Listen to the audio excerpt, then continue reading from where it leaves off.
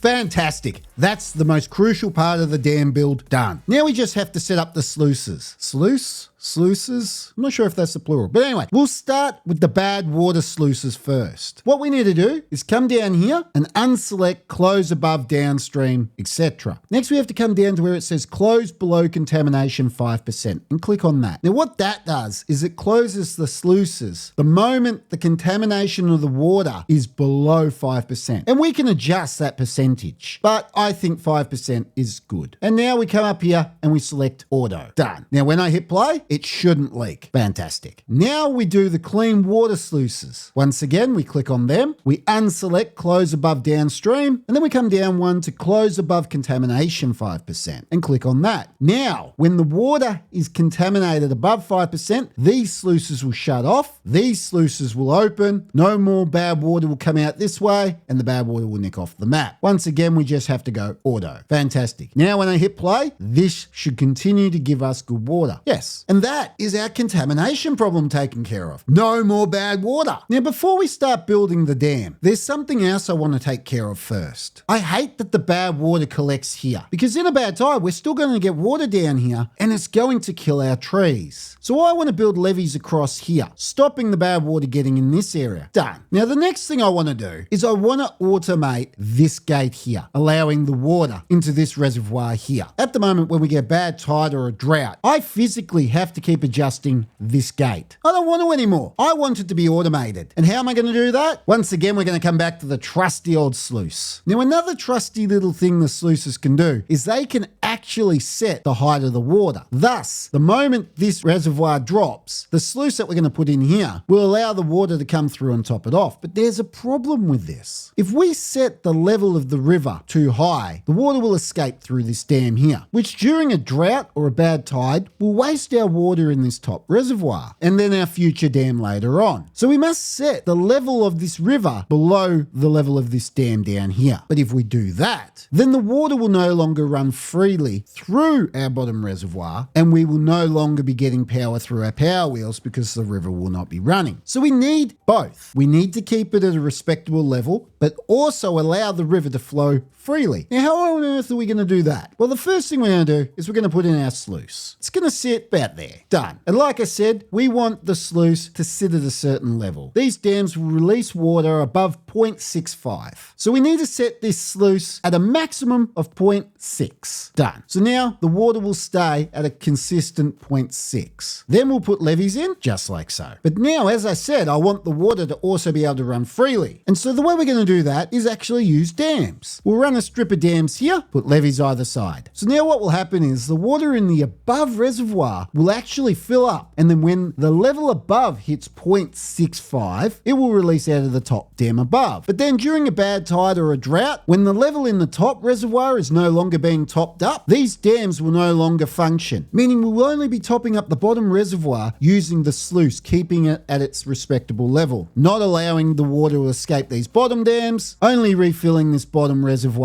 only while we're pumping water. And so we'll get the best of both worlds. So now we've given them a couple of things to build, so let's hit play and let them get to work.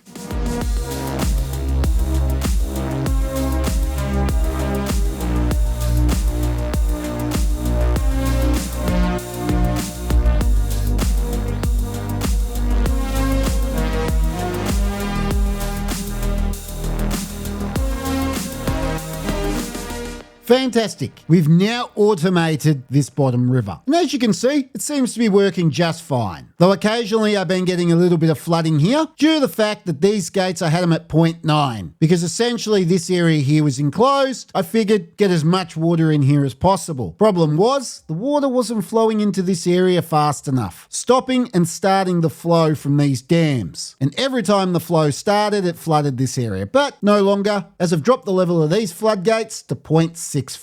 We've actually taken care of quite a few things this episode. Oh my word, we're up to 66 beavers. Okay, we're going to have to do something about that. I might just turn off a few of these breeding pods. I'm actually not 100% sure we're capable of sustaining 66 beavers, though our food seems to be hanging on all right. If we can sustain 66, I'll try for 70, but we'll play it by ear. And that means we've got 8 beavers that are unemployed. That's awesome. That means that we can actually build 2 more builders huts because we're going to need every beaver we can possibly get to build our nice big dam. So we'll plop a builder's hut right here. Done. And we'll squeeze one in here. Done. And that will give us a nice big bunch of beavers. And if we continue to grow our population, I might even build another hauler's post. But at this point, I don't honestly think it's overly necessary. So now it is time to start planning the dam. We're going to use levees and it's going to run from about here, just like so. And then it's going to run across here, giving us a nice big space space worth of water. Next, we need to add the sluices, and then we can continue building up on top of them. And that there will be our dam. Now, the way it will work is quite straightforward. These sluices at the bottom will keep the reservoirs below at the correct level, thus allowing the water in the dam to build up. But then once we hit the max level of the dam, these dams on top will allow the water to flow freely out of the dam so it doesn't overflow somewhere where you don't want it to, into the bottom reservoir here, into this bottom reservoir here, until it completely fills up, overflowing these dams into the bottom reservoir, giving us power before leaving the bottom reservoir via these dams. Now, this process won't be so crucial once we actually build our power source, because then we won't be relying on these power wheels and we'll be able to get rid of them. But for the moment, because this is our main source of power, we need to make sure that we're actually getting a steady flow through the bottom reservoir. Now, we've given them plenty to do, so let's hit play and let them get to work.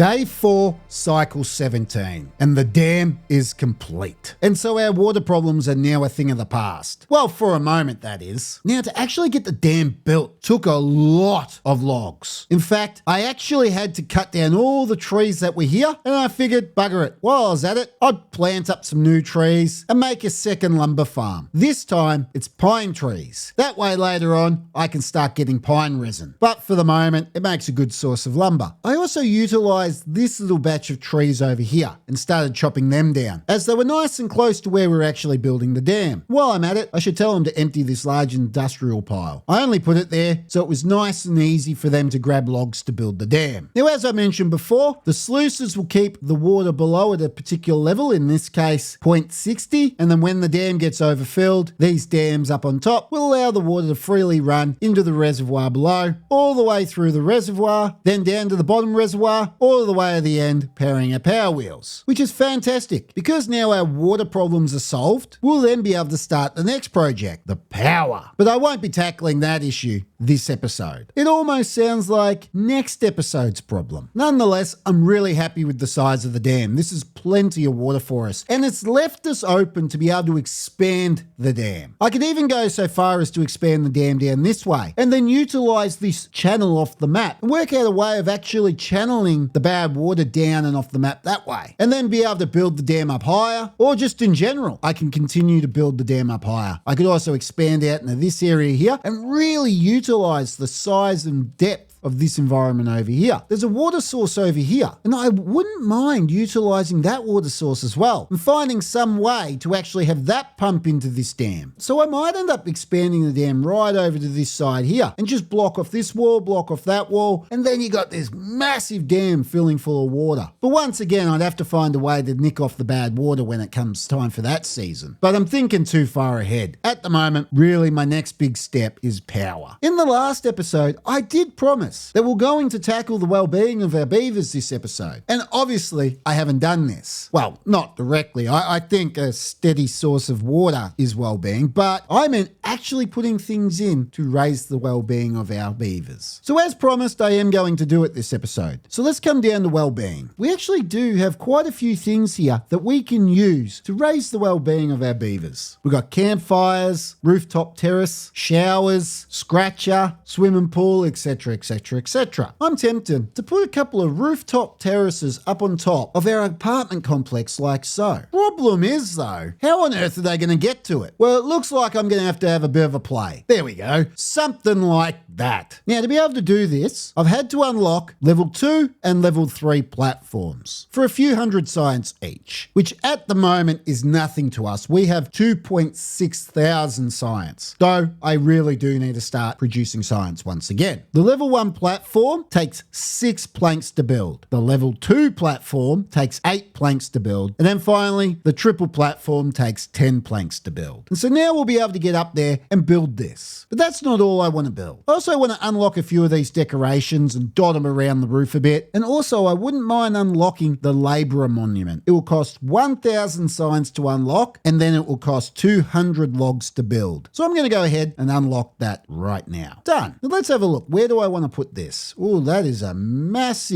takes up a massive amount of space. How many logs do I have? 400. You know what? Once again, I'm going to have a little bit of a play, move a few things around, get it all looking nice the way I want, then I'll hit play and let them get to work.